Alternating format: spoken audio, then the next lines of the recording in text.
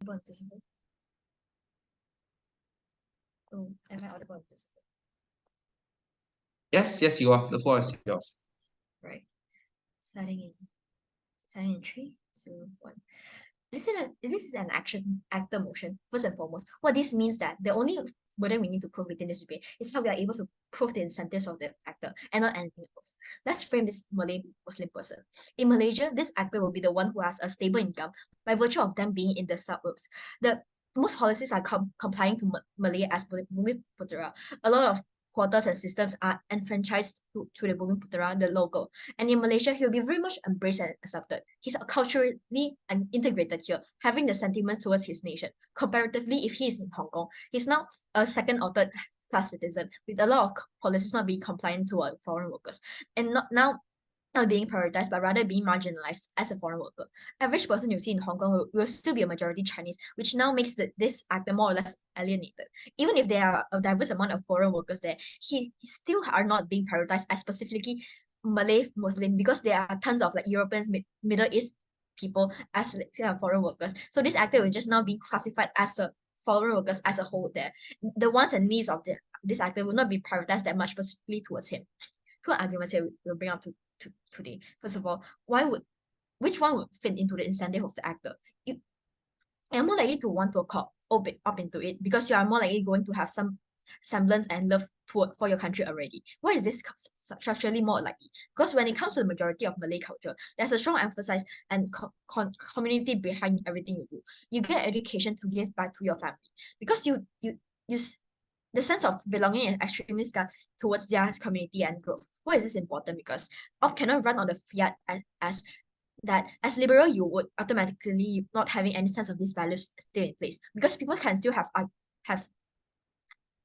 still like love their families and still even if they have arguments with their family, they still love them. Therefore, our actors will still likely to feel the need to provide and give back to their family, even if they did not attain the same level of community of uh, we still tell you that you are still likely to have some form of sentimentality towards your culture and people. Just because I'm not the most stereotypical conservative Malay does not necessarily mean I can't feel the love for the beautiful culture of Malaysia.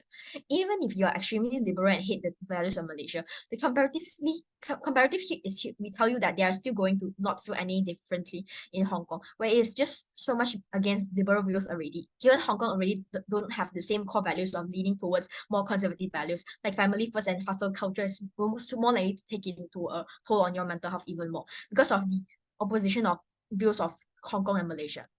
The second argument here is pragmatic on how you'll be more happier here. First of all, on emotional support. Given the monetary gain is likely to be symmetrical, Gulf edges out the emotional support that the actor has. This looks like friends and family being able to be there for the actor emotionally when they are going through tough times or having bad experiences with their superior or peers at work. And also they get more exclusivity here. Why? Because Op can argue them talking over electronic devices, but the effectiveness of the comfort you receive from having a human being physically there for you is much higher. I'm unable to achieve this on their side of house because they are moving on to an entirely new place to work without any familiar faces. Even on their best case where they make friends, one is unlikely to for you to connect on a very deep level, given the fact that your background, your culture, and your history, and the way you grow is completely different. How to achieve a very high amount of understanding for each other. So even if you do manage to make this kind of bonds, like, and it likely takes a long amount of time to achieve this kind of extremely strong bonds that you already have with your family and friends back in your country. That small window of time leaves to the actor without any form of structure and leaves them prone to emotional distress with no one to comfort them. Even if the period of time is short, we say that it's unnecessary for the actor to have to go through this peril, no matter how short, because how short, because of second thing here is that how the salary difference will be not that high. For the motion release stated, he lives in a suburb township, meaning his family background wouldn't be poor or unable to provide a strong support structure financially in supporting his decision. His salary is equally high on both sides already, i.e. A 100k Malaysian and 111k, 115k over yearly does not create much change already. Where your social status is already there and you don't really need to think about survival financially because you're already rich enough at that status. However, given the opportunity, the country that offers job opportunity is Hong Kong, a hustle city with rapid development and absolute high skyrocket of price on living and expensive housing rate. He initially can live a good life in Malaysia, probably capable of buying a landed house or something, having a good life over there. Looking for the past years, you're probably already having a spouse, a pet, or and also elder family member that you need to take care of. This responsibility that you need to have as a working it out. Also, being in Hong Kong, you're unable to buy a house and stabilizers over there. Whereas being anxious day by day over the work stuff because of the competitive environment and living in a very tiny and depressing small house from room with the same price with or even higher price for the housing rental. Every meal you eat makes you even more anxious than being in Malaysia because of the high cost of it. And that 15% cannot cope with the high living rate over there. In Malaysia, you're probably middle to higher class, where in Hong Kong you now just become at best lower to middle class person. It's just being simply very hard for survival at that environment where you can live a better life in Malaysia.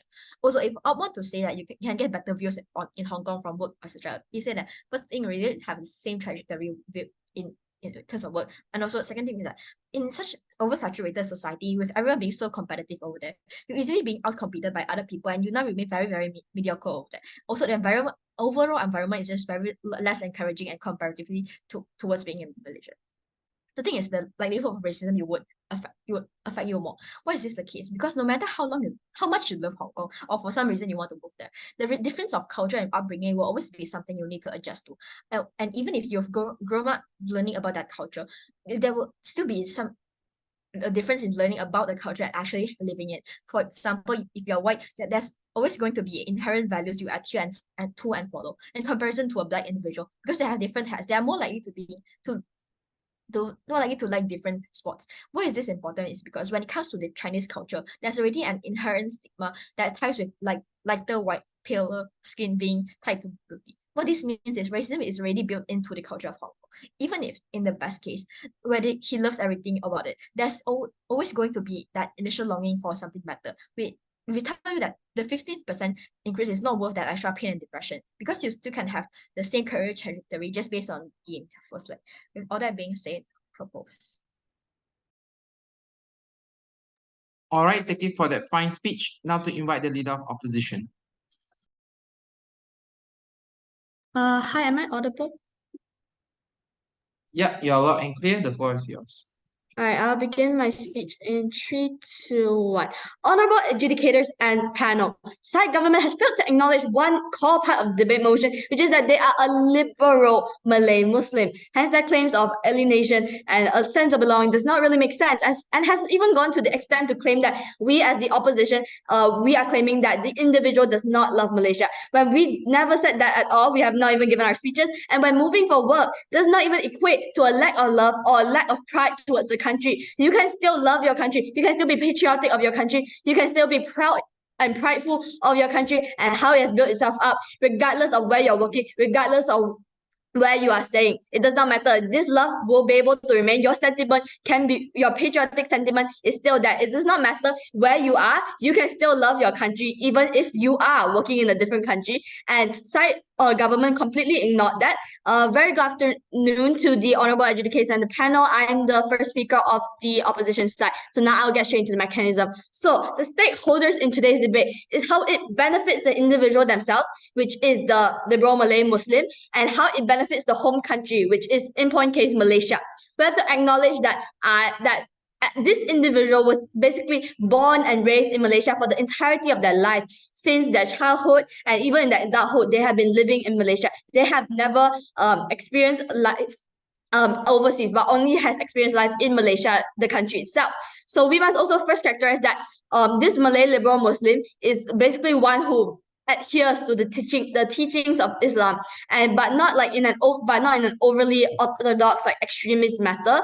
This means that they have relatively liberal views on the world, and that they are basically open to new views and are mindful of them as a whole, meaning that they can be both religious and believe in their own teachings, but also being mindful and respectful towards other other opinions and new views of the world itself.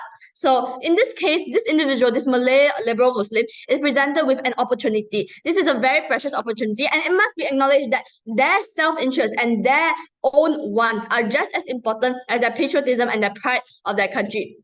Just to clarify from the get-go, them choosing to go to Hong Kong to work is not equivalent to not caring about their home country and all. And it definitely does not mean that they will stay in Hong Kong forever. This is an opportunity, and it can be both temporary or forever. It does not. That's not what I'm arguing in this case. But I like to clarify that it doesn't mean that it's a permanent thing. It's just a temporary thing, and it also does not mean that they do not care. That it does not mean they do not love their home country. And this is just an opportunity for them in the time being, and for them to choose which one is better for them in terms of like their mindsets, their lifestyles, and so on.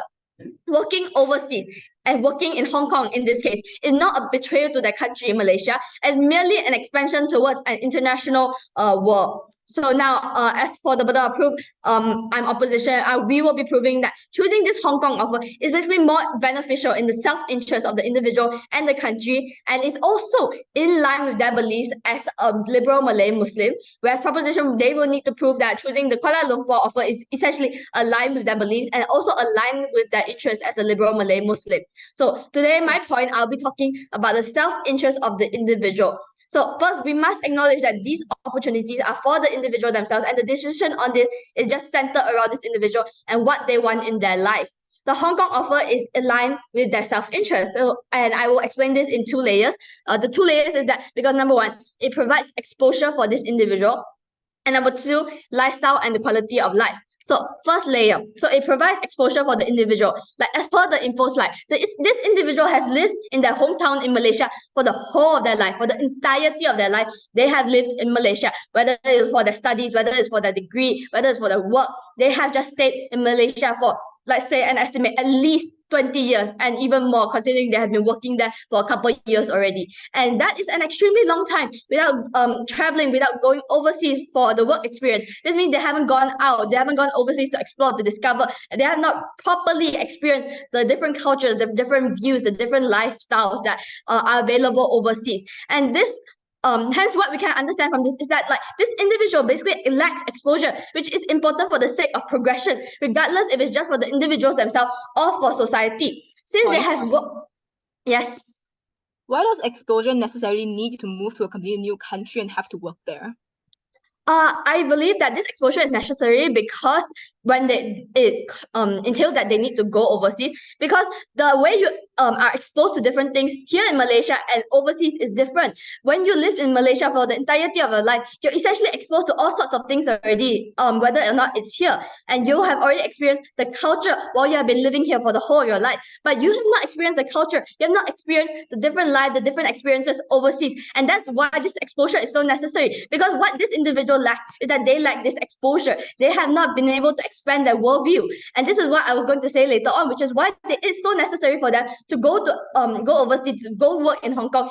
Because even though it can be scary and even though it's a different opportunity, that's why it's important, because it's different. They need difference. They need something different. They need something to give them expand their worldview, to expand what they know about this world itself. Because right now, what they know remains within the confines of Malaysia, and they have yet to really understand, to really feel, to really see what goes on overseas. Now, let me continue on with my point. Since they have worked and stayed in their home country for the entire life, it's only understandable and also like viable that they will take this Hong Kong offer for the sake of exposure.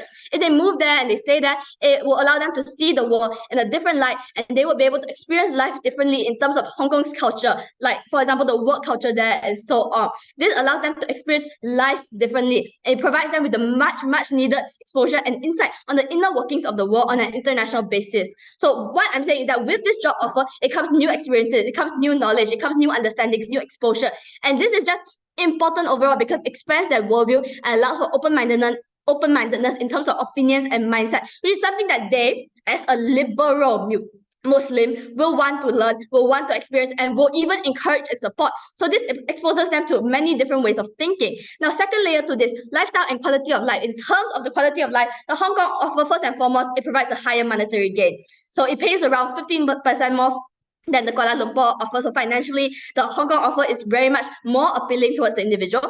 And this additional monetary gain is also helpful in terms of contributing back to the individual's family who has been raised in the hometown by their family. But it also, what it offers in terms of lifestyle is that they are allowed to practice their own religion while simultaneously opening their eyes to an entirely different and new world. And this is good for the sake of further open-mindedness and respect. Thus, whether in terms of financial gain or worldview insight, the Hong Kong offer provides the best way to do so. Hence, I rest my case. Thank you. All right, thank you for the fine speech. Now to invite the Deputy Prime Minister.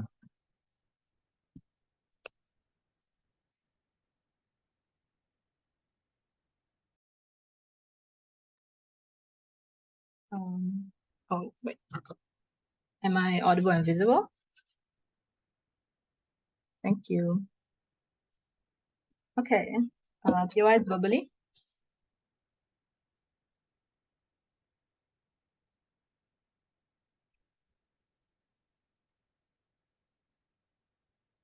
Starting my speech in 3, 2, 1. Opposition cannot win a case that hinges apparently on the fact that you are a liberal person who wants more exposure to the outside world, right? That is basically the crux of the case that we have heard from the leader of opposition. And we'll tell you why it's completely inexclusive, right? One, because exposure to things like new ideas is not necessarily achieved through like wanting going and living there, right? You see a lot of like liberal Muslims emerging in the current status quo because of the fact that they have things like social media, right? Because of the fact that follow things like more Western types of news, they follow more like Western types of ideals. That is where most of those people actually get those types of like open new liberal ideas, right? That is the main part where they get. And we say that even if the best way for people to actually be more exposed to different cultures, to different ideas, we don't think it's necessary for you to have to move and take like literally work in a place to be able to learn their own culture, right? Because recognize the fact that our stakeholder, our actor is someone who is likely going to be more privileged, right? They have a lucrative job. So as long as you are able to make enough money, you are able to go on vacation, right? You are able to go and travel to all different countries and actually experience those different cultures and ideas that you want to talk about without actually having to like live in a completely new space and like work in a completely like adapt to a new space where you have to work every single day, right? We think that exposure is not necessarily something that is exclusive to only to our side and can be achieved on our side as well, as long as the actor that is someone who is like more privileged, which already can be filtered through the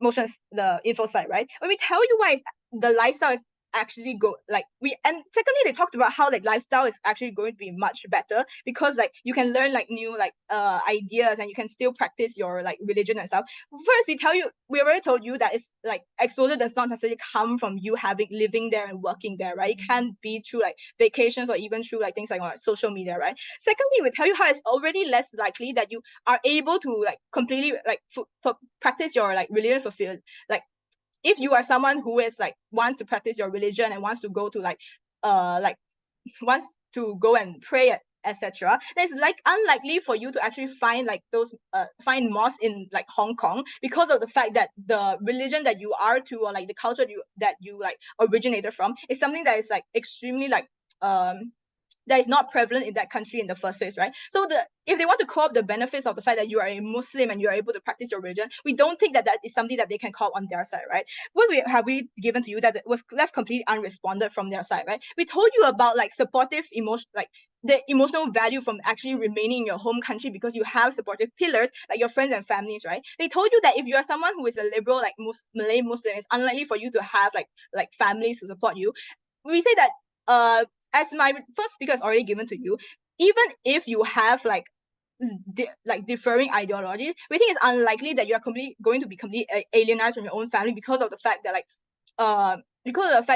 the values of a home and like caring for your family is extremely prevalent within like the race between like the race itself. And secondly, even if you are like you don't necessarily have family who is supportive of your own views, you're likely to find friends, right? Because you are someone who has lived in this country for a long time, who has interacted with a lot of different people, and it's likely already has been a liberal like Malay Muslim for a long time. So it's likely that you have already found friends who share the same ideologies as you. You already have found an established community where you are able to share your same ideas within your home country already, right? This explicitly does not exist on the opposition side, right? It's because and especially because the fact that like if they want to argue on the fact that you are unable to like talk about your liberal values, we think that's not true, right? Because recognize that where you are taking a job offer is going to be Kuala Lumpur, which is one of the more like progressive states in Malaysia. You're not going to something like Kelantan. But yeah,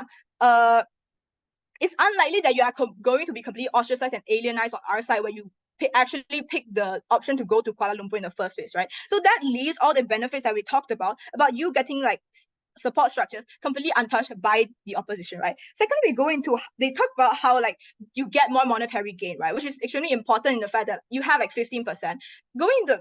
We have like 15%, right? We think that it is extremely like not that much of a money, right? Because of that, you already have a lucrative salary, you have the same amount of for upward mobility, which is the fact that like you have the same type of opportunities to get a promotion, etc. So it means that it's unlikely that you are going to be completely disenfranchised in Malaysia, right? So we weigh this against the fact. So we think even if we take the fact and say, yeah, you are going to get more money, we have to weigh this against the fact that you have like emotional stability on our side, right? Which you think is the true incentive of the actor, right? Because like opposition tried to say, oh, the incentive of the actor is to be exposed to more values, is to get more money. We think it's untrue because recognize the fact that like if you are unable to have emotional stability, if you don't have a good mental health, if you don't have those support structures that actually help you and go through a daily life, then what is the point of having all of this money when you are unable to fully enjoy the success of it, when you are unable to fully enjoy those type of different cultures and open-mindedness and different values that you actually want to learn about, if you are unable to have decent support structures in the first place?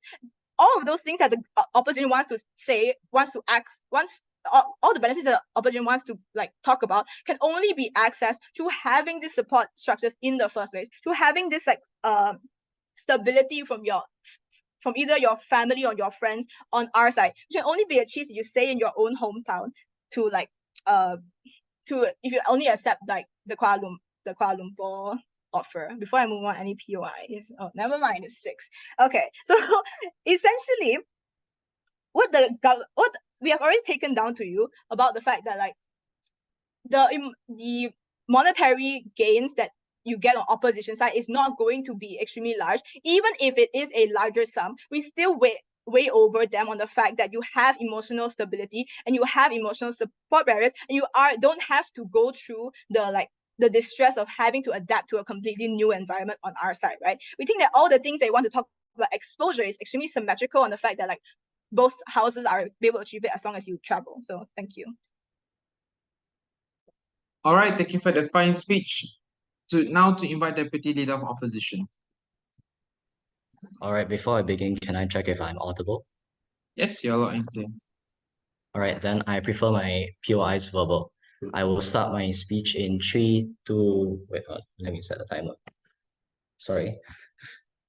All right, start my speech in 3, 2, 1. A very good evening to the honorable adjudicator and all that are present for today's debate. I'm the deputy leader of the opposition for the 4th time today, and I'll be arguing strongly against this motion. Now, first, I would like to address some rebuttals. So, government seems to be under the impression that, oh, we can still gain this exposure through social media. Well, let me just say that that's just utterly like, I don't understand why you would think it's the same of just like looking at videos of culture, whereas you're actually over there in a country experiencing the culture itself. It's a totally different feeling because it's more immersive when you actually get into the country. It's almost like you're forced to actually understand and adapt to that kind of beliefs, the kind of systems, and the lifestyle. Lifestyle is something that cannot be replicated on social media, because social media, we just look at something, we're just reading something, whereas over there you're in the environment, you are experiencing, and it's almost like you're forced to actually acknowledge its existence. So therefore, this point that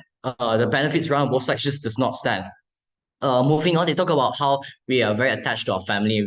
We don't not necessarily want to go to another country, but I just think that this is a very niche point because yeah, you may be attached to your family, but just because you leave the country for a while to work in another country does not mean you're gonna lose your family. You're gonna your family that just does not make sense. I feel like this is just making up excuses as to why we don't want to go out and explore more countries.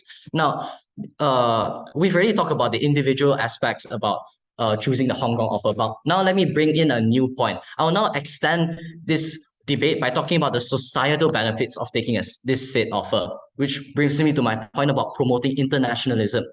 As we know, our modern society is an interconnected world, with trade being the lifeblood of our system of survival.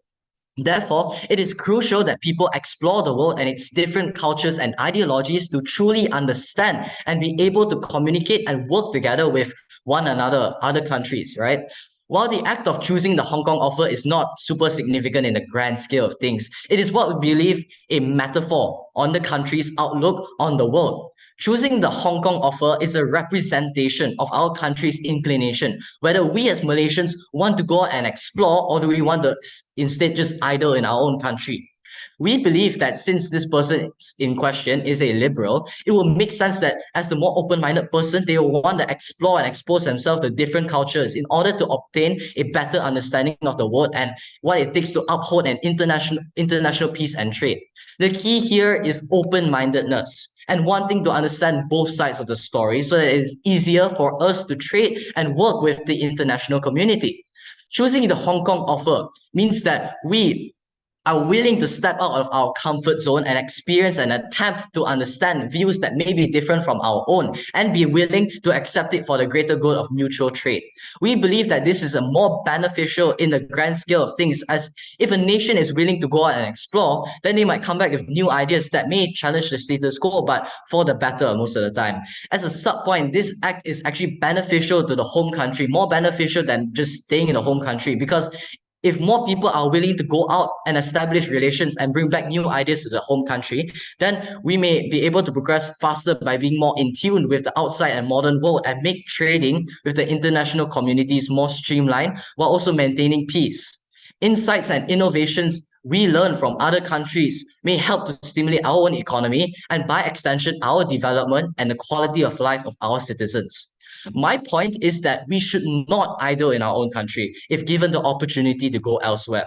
We do not want to be, as a common Malaysian saying goes, katak di bawah tempurung, which means a frog at the bottom of the well, who does not go out and explore the world, therefore has a very limited worldview.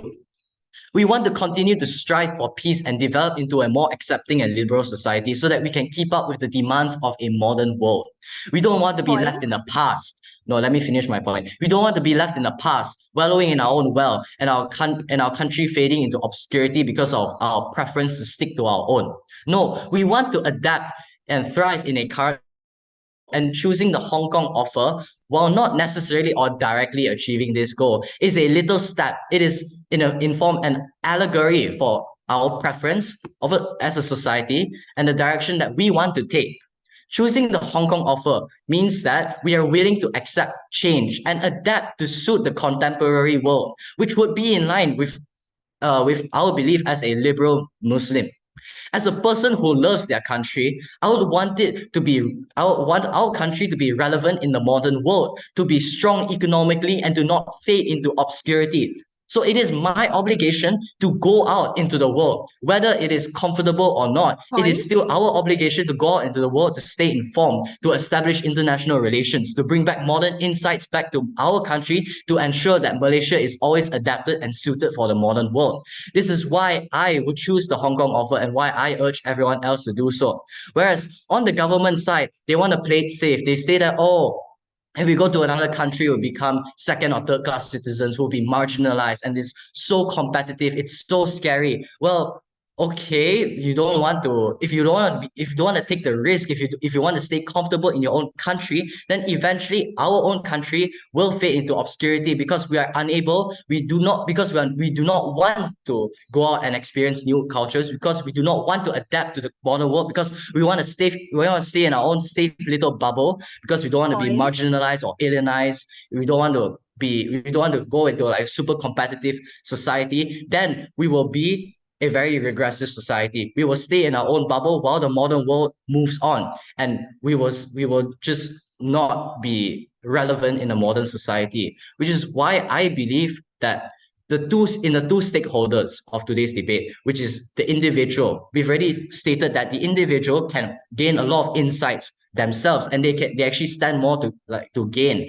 And we talked about the other stakeholder, which is the home country and the societal benefits that it comes with it, of being able to bring new insights back, of being informed constantly and being able to adapt to our modern world is so crucial for our survival as a country. And as a person who loves the country and is a liberal, we should want to strive for this, which is why I would take the Hong Kong offer. I rest my case. Thank you.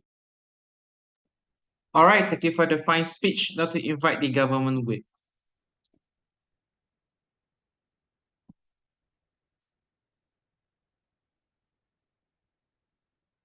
Hello, am I audible? Yes, you're loud and clear. The floor is yours. Okay, give me a few seconds to set up my timer.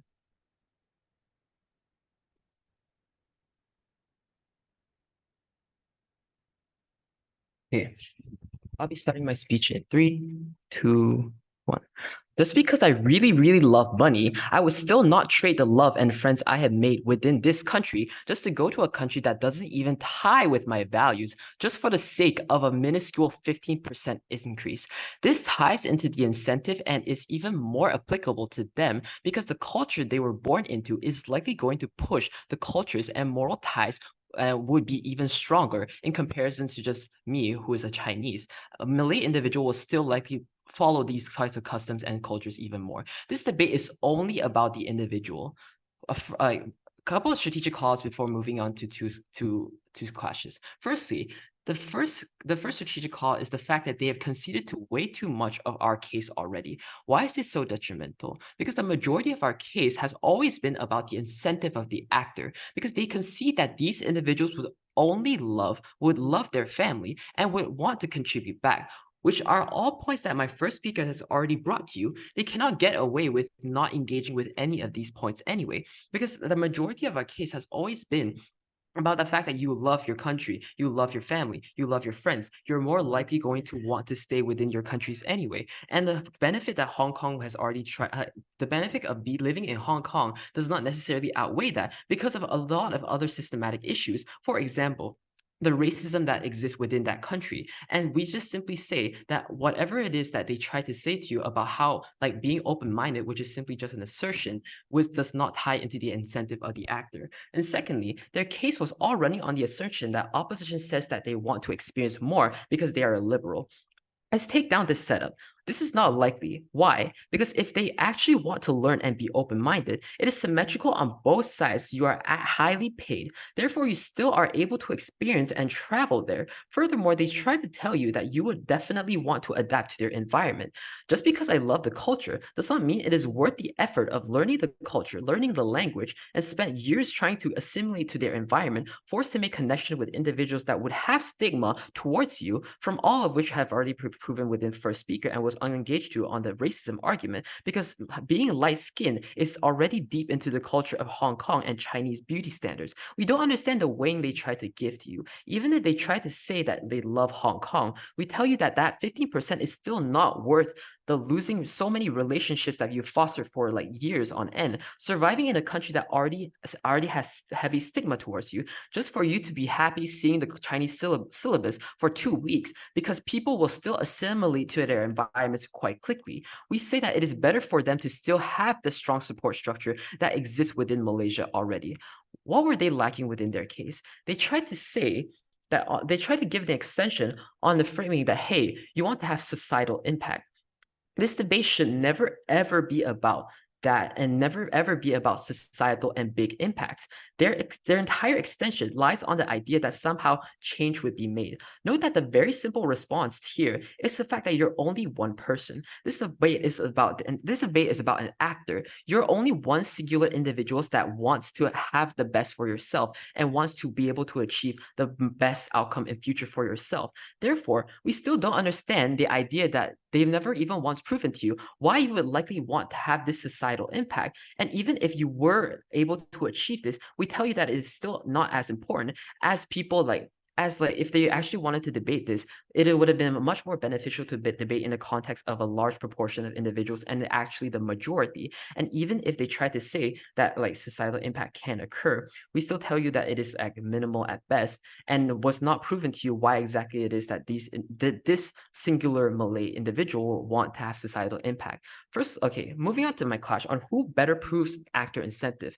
What did they tell you? Like, what did they say? It's that they somehow love Hong Kong and wants the exposure and wants to learn different things. The strategic error here is that it is extremely unstrategic because this is all running on the simple assumption and assertion that he really loves and values exposure, which is something that was never once stated within the info slide. Secondly, they hinged their case on one simple mitigation that somehow if you're working there, you wouldn't need to live there in their first speaker, which is kind of contradictory to their case and kind of contradictory to the info slide, because if you want to live there, if you want to work there, you obviously also still have to live there because this is actively your workplace and you still have to actively assimilate to it. This does not make sense for a couple of reasons. We simply do not understand why they concede to them most likely loving Malaysia, but then would also hate to live in it, and how living in Hong Kong would actually be serving his incentive. If I love Malaysia and all my cultures and relationships there, I would choose to live here. Let's engage on another substantive that they try to bring. They try to say that they are better able to fit into the Hong Kong lifestyle and would be more open-minded. Hong Kong is by no means going to be an open-minded country. If you actually want to be exposed to different ideals and open ideas, you can literally just travel elsewhere with your expensive like salary, because in the info slide and in the motion itself, they've already told you that the career trajectory would not be different, and you would still have that high salary to be able to travel elsewhere and actually experience like actively open-minded ideals, which Hong Kong already doesn't have. Let me make this very clear. If you want to have the best incentive for this Malay individual, like they need to have a good environment to actually live in. What is the weighing here? The prerequisite to someone wanting to live somewhere is that if they actually feel like the environment is going to be safe and happy in it and being okay with that sudden change, we tell you that it is not worth the idea of like completely giving up the so many years of relationship that you've already fostered within Malaysia, simply just for the sake of like bringing new exposure and bringing new experiences. Second small clash on the idea of being safe in the first place. They tell you that the Hong Kong lifestyle is actively better and are better able to challenge you, and the ambitions in Hong Kong would be something that they would actively like. But they've never once proven to you why exactly that is. Like, because at the end of the day, in Hong Kong, the competition is extremely high in comparison to living in Malaysia. Even if you're in Kuala Lumpur, it's still not going to be the same as like being a like decently high worker within Hong Kong, because like the Chinese culture itself has always been the idea that you would need to work like 24/7 just to be able to actually like earn a living, and like even if you are stable, all the harms that I've already proven to you still apply. He may be very liberal and as a response, he may be very liberal and like undermine that it is in Hong Kong. He will likely be like he'll still likely be viewed as a foreign worker and still will be viewed as someone that is like still like outsider. Therefore, we still don't understand the idea of this stigma suddenly being gone. The way here is simple. You're still more likely to feel safer and still likely going to feel much better about yourself living in Malaysia. And with that, I end my speech. All right, thank you for the fine speech. Now to invite the opposition whip. Okay, am I audible and visible? Yep, you're loud and clear. Right. Okay, so before I begin my speech, I go by he, him. I would like my POIs in the chat. Right. Hold on, let me set my timer. Right. I'll begin my speech in 3, 2, 1. The government side is under the misconception, essentially, that the government team has essentially mischaracterized the entire case. They are ignoring the most significant part of the info slide. As a liberal, they have stated that, well, somebody wouldn't want to go overseas from Malaysia to Hong Kong because as a third-class citizen in Hong Kong, you would be a foreign worker, you would be alienated, you wouldn't be prioritized as a Malay Muslim. But as my first speaker has already stated, and I reiterate now, what is the goal of a liberal Malay Muslim? What is essentially the worldview of a liberal? What does a liberal want? A progressive society, right? A liberal wants society to progress. A liberal wants their country to progress. A liberal wants a country their country to have good standing in a progressive manner. So it doesn't necessarily make sense that a liberal Malay Muslim wouldn't want to go to Hong Kong as a foreign worker just because of alienation and just because they're not prioritized over there. Because a liberal Malay Muslim does not necessarily agree with the prioritization of Malay Muslims in Malaysia. That is the problem here. As a liberal Malay Muslim, it is likelier that you actually want this prioritization of Malay Muslims in Malaysia, Bumi Putera, to end. And you want to see what it is like to not be prioritized. You want to see what it is like to live in a world where you are the minority, where you are not the majority, where you do not receive the benefits from the government. They state that, oh, the prerequisite for living somewhere is that it's good to live in, it's comfortable to live in, and you wouldn't give up security for no reason. But that is the point. You want to give up the security just to see what your life will be like. Because as a liberal, you want exposure. Rejected. They state that wanting exposure is not something that's stated in the info slide, but something that is stated in the info slide is the person is a liberal Malay Muslim. And as a liberal Malay Muslim, it stands that they have a progressive worldview. Exposure is part of a progressive worldview. Therefore, it is correct or possible to assume, logical to assume that as a liberal Malay Muslim, exposure is something that they value. Exposure is something that I value. They state that this debate is not about societal impact. The individual in question is only one person. They act for themselves. They are the actor, therefore, the only thing that matters is what they want. Yes, this debate isn't about societal impact. We're not saying that you going there will cause a large societal impact or anything. Rejected. We are saying that you going there to cause a societal impact is in line with your beliefs as a liberal Malay Muslim. That is why you would go to Hong Kong. They say that, oh, this debate isn't about societal impact, and yes, that is correct. This debate isn't about societal impact. However, the liberal Malay Muslim in question will probably value their actions having a minor societal impact. They want their actions to have societal impact. And if they want something to happen, then as a liberal, it stands that they act for something to happen. You see, it ties into what the actor wants. The actor acts for themselves. In this case, the actor is acting in line with their liberal beliefs. They say that, oh, the strong support structure that exists within Malaysia doesn't exist in Hong Kong, though. When you go there, it's likely that you'll be marginalized. There is rampant Islamophobia. First of all, that's a generalization of Hong Kong. And second of all, perhaps that's what the liberal Malay Muslim wants to go to Hong Kong for. A liberal Malay Muslim doesn't necessarily agree with the privatization of Bumi Putera in Malaysia. That is why they allow me to finish my point first. Allow me to finish my rebuttal first. That's why they want to go overseas to see what it is like to not have that strong support structure that exists within Malaysia. That's why they want to go overseas to see what living outside of Malaysia as a Bumi Putera, as a minority, is like. Yes, your POI? Given the very new framing of them wanting to be a minority, even if you are liberal, why would you not want to value your safety of being like actively oppressed?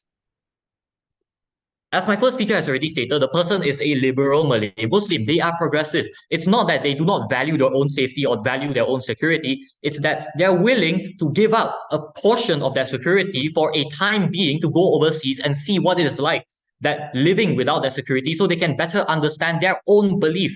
That is what being a liberal entails. This is literally what being progressive entails. They say that, oh, but you can get exposure through other things. Social media has exposure, right? And they say that it's not necessary to move there in order to learn their culture. You can just go on social media or go on vacation. So first of all, social media's exposure is not the same as going there and actually living there. Watching somebody do something, it's not the same as doing it yourself. As for vacation, you're going there to have fun. Sure, you experience the culture, but you are not part of the culture. You don't live in the culture. It is an entirely different experience. They say that, oh, it's likely you have your friends living here, your family is living here. You love them. You don't want to abandon them. You don't want to abandon your attachment to the home. But the info slide does not say that the liberal Malay Muslim is emigrating to Hong Kong. It simply says that they're working at Hong Kong. It doesn't even say that they're working at Hong Kong permanently. Therefore, it is likely to assume that they're working in Hong Kong for a small amount of time or for the time that their contract allows them in their job, right? So they're not abandoning their friends. They're not abandoning their love of their family's love. They're not abandoning their country or their attachment to the home. They're simply going outside of their home for a while, working there to see what it is like to work outside. They say that, oh, Hong Kong is small and sad, there's high cost living, you'll be mediocre there, there's high competition in Hong Kong. But as the info slide already says, actually, both positions give you a similar career trajectory and upwards mobility, meaning that competition will be accounted for within your salary, right? Competition and you having a lot of you being slightly mediocre compared to their citizens is accounted for in your category because the upwards mobility is the same. You say that, oh, racism is normalized in Hong Kong, but again, that is a generalization. And even if it is normalized in Hong Kong, that is exactly why a liberal Malay Muslim would want to go there. They want to see what it is like. They want to see what the racism is like, and they want to see if they can change that racism. They want to be part of the change that happens in a country. They say that emotional support is important, right? You don't have your family overseas, so you'll be sad if you go overseas and you leave your family behind. But you don't cut your family off just because you leave them behind. You can still contact your family. You can still ask your family for help. And in fact, if you go overseas, it's possible that you make new friends overseas. You find new people overseas. You engage with new cultures overseas. They say that, oh, it's not the same if you converse with your family through digital means. And that is true. It's not the same. But if you don't go overseas, then you definitely will not meet these new people at all. You won't meet these new friends overseas at all. So it is even more not the same. Therefore, government team has essentially glossed over the entire fact that the person is a liberal Malay Muslim and they will be acting in their best interest as a liberal for a progressive society. And that is why we as the opposition take this debate home. Thank you.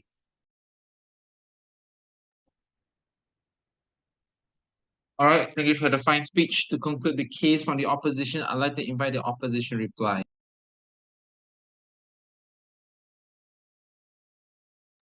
Hi, excuse me, am I audible?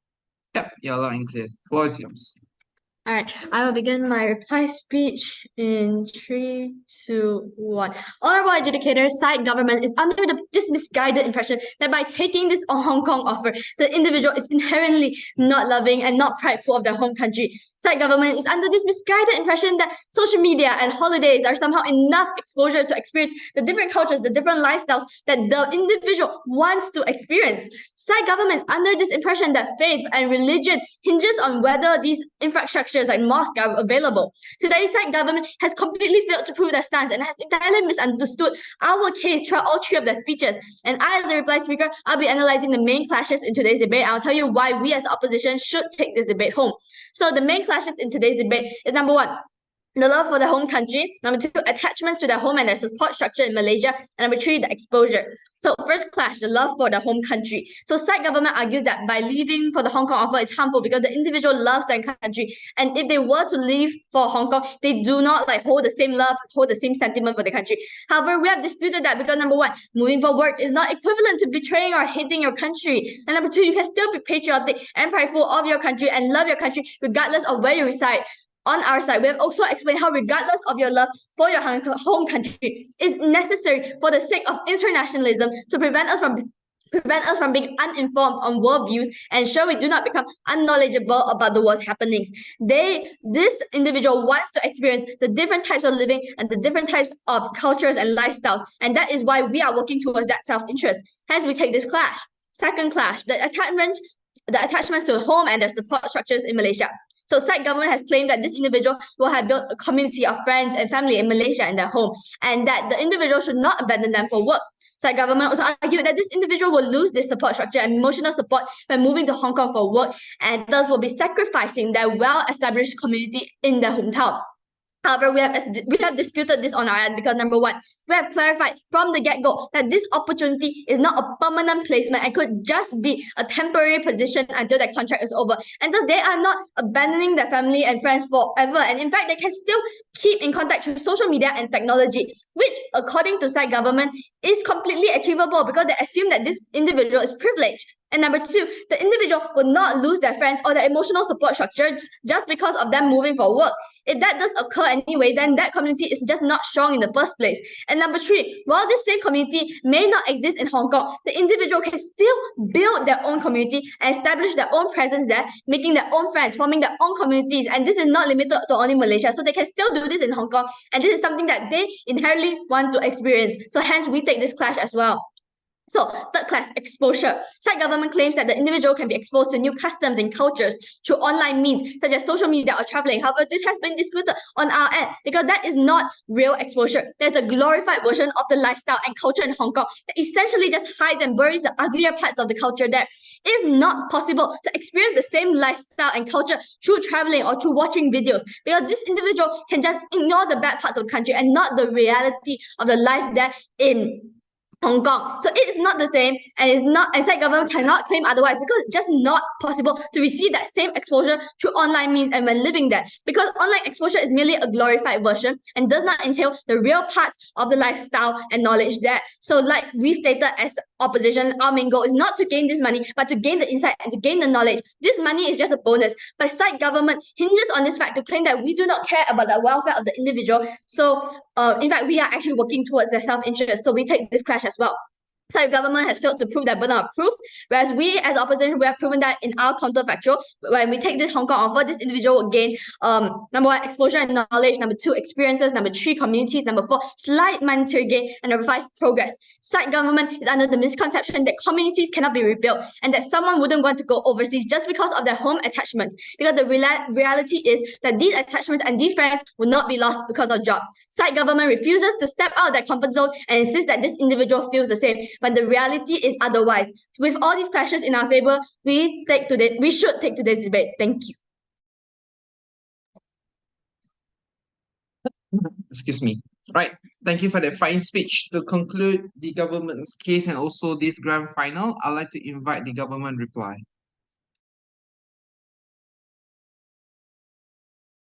Okay, hi.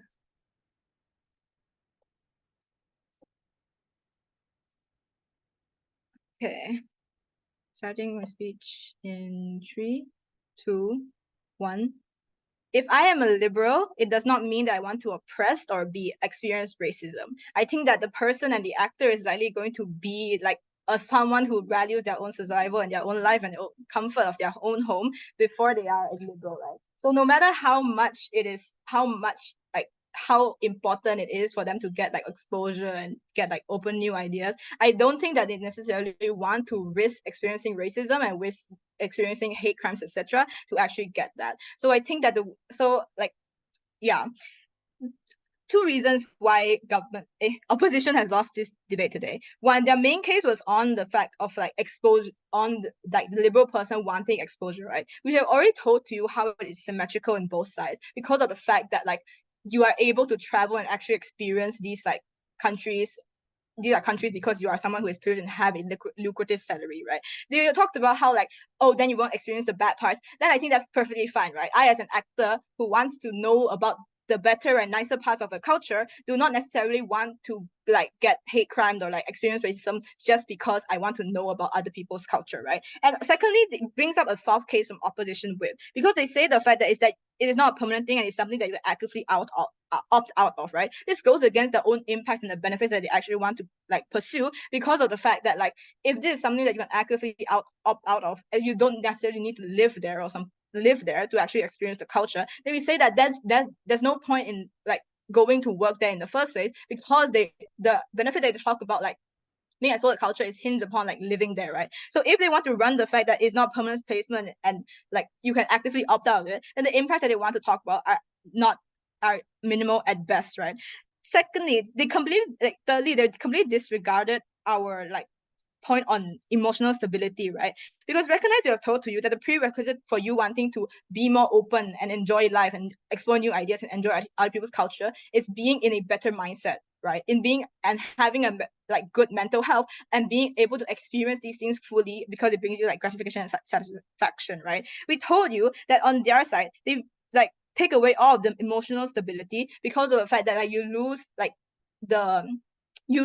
the familiarity that you already have in your home country. You are likely to lose a lot of relationships with your family. We told you that even already from our first speaker, we have already told you that it's unlikely that things like calling your family and friends from like across the country is going to work, because the physical type of comfort that comes from your family is so much more greater and so much more effective actually helping someone go through a tough time, right? So even if in the best case scenario where you are actually able to make friends, even though it's also extremely hard because of the fact that like you have differing opinions and ideologies and culture and differences in how you grew up, it's likely that that bond, that extremely strong bond, is unlikely to happen. And even if it does happen, it's going to take an extremely long time. And during that period of time where the actor themselves does not have a good supportive, like emotional, like support pillar to rely on, it's unlikely that they are going to go through a lot of like depressive episodes if they are actually going through like tough times, right?